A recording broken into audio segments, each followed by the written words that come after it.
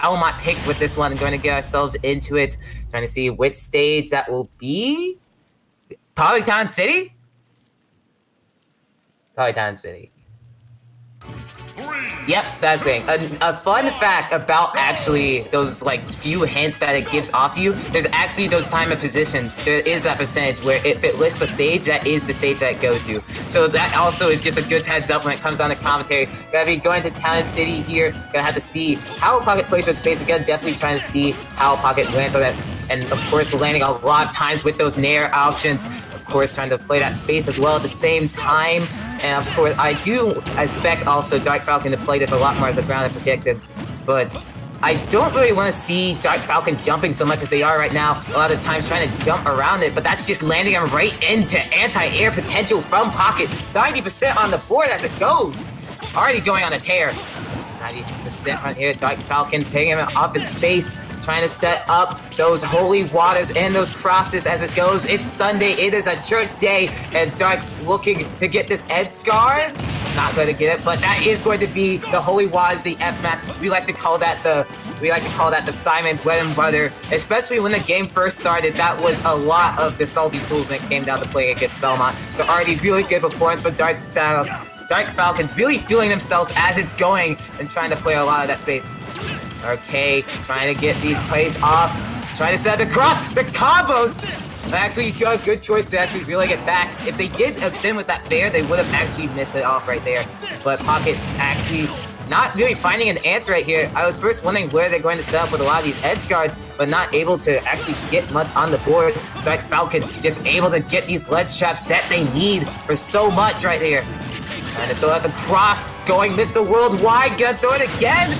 And another up air! Dark Falcon might as well be playing Captain Falcon with how much they're pressuring Pocket out here. But now, with this down to it, are we going to get the 3-stock? I mean, I only need one more hit. We could see some absolute tenacity. Gonna be playing with that space again, looking for the laser. Dark Falcon gonna get themselves off stage, but this could be the stock. Yep, okay. That's definitely it there. A lot of those gyros does, if you take away that Simon jump, then it just pretty much is tenacity. Of course, having like one of the worst recoveries in the game, and in general, that zoning game allows them to basically not be considered one of the worst in the game. Already still widely considered a low-tier character, but able to work around a lot of base. Now we see Pocket turning it up a little bit. They are finally finding the things that they need when it comes to it. Getting the F tilt here, setting the ledge trap, actually catching onto a lot of Dark Falcon's jumps. Going to get that bait off the platform. Going to continue approaching with Nair, but Dark Falcon aware of the precedent. He has listened so much in classes, but I don't know if he's kicking enough asses.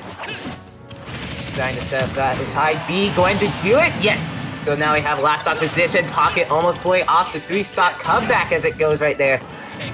Now trying to set the ledge trap again. Dark Falcon might have to find some way out of here, because we now no longer outside of that Rob combo collection. Because we have actually seen a lot of times where Rob can just get that gyro set up, but instead of the gyro set, we're getting the axe set up, setting you right out of the place. You are getting hit in the space. Gonna be taking Dark Falcon, gonna be taking that 1-0.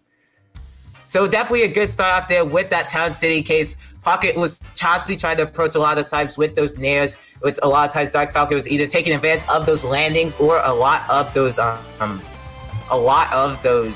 air positions. Like whether that be like throwing out those crosses, or whether that just be catching it with the holy water, and then also with the axes at the end. That was where a lot of those stocks were coming in as well.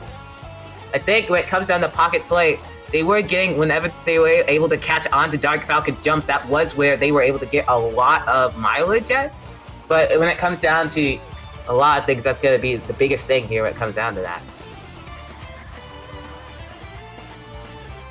So anyway, trying to see how it comes out to pick. I do know Pocket has other characters on the board. I'm pretty sure Pocket has a Joker that actually checked that off who they have. That did seem to be a struggle for that matchup, but they were catching onto it. Perhaps you need a character that can just catch onto this type of anti-airs for it when it comes down. But when it comes down, they do have Joker, they do have Robin, they do have also a Violet of their own. And if we want to see that sort of Violet ditto, we could possibly see it. But anyway, yeah, we see we're going to be seeing the change to Robin, actually. Definitely trying to say I need to find change in this matchup right now. We're going to be playing it right here. Actually, do like this stage for Robin, because those platforms do definitely give Robin a lot of space to set up a lot of those arc pies or a lot of those neutral Bs when it comes down to playing that space. So in some ways, Dark Falcon's gonna have to change the role and become the approacher here, depending on how Pocket plays the space. Already, as you see right now, trying to catch on to a lot of Dark Falcon's approaches, but now Dark Falcon in this space right now. And this is actually my first time getting to see Pocket's Robin. I've mostly seen, when it comes to seeing Pocket, a lot of times I've mostly only seen them with the Rob or even the Joker, but maybe this is just a matchup saying this is not going to work, but let me try and change it up a little bit. And when it comes to making top 38, you need to find something straight. Trying to get that nair there. Of course, now Dark Falcon might actually having to find a little bit of a ways to play with these type of jump approaches. I actually kind of want to see a little bit more of shielding from Dark Falcon, perhaps catching on whenever they do try to get those type of approaches down, and then catching whether that be with a nair or perhaps those old tools that they were getting beforehand. Because they were catching on to Pockets, a lot of Pockets jump approaches. So that's going to be a big thing in this matchup. Going to be trying to play with that space, almost getting the Thoron, but going to try and get that way again. As it goes right now, trying to get the up air to finish it. But now trying to play with that space again. Throwing out all of these aerials. The Tactician is in the building. But can Dark Falcon finally get something going on the board now? As both of them are definitely at a percentage where they can get the stock off.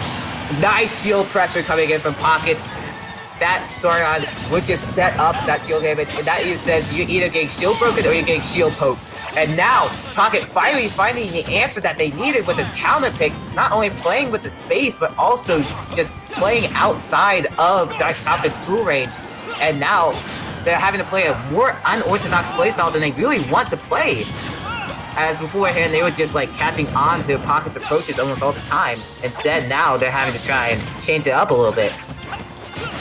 Gonna be trying to pair up again, trying to set up the axe. Setting out these ledge traps.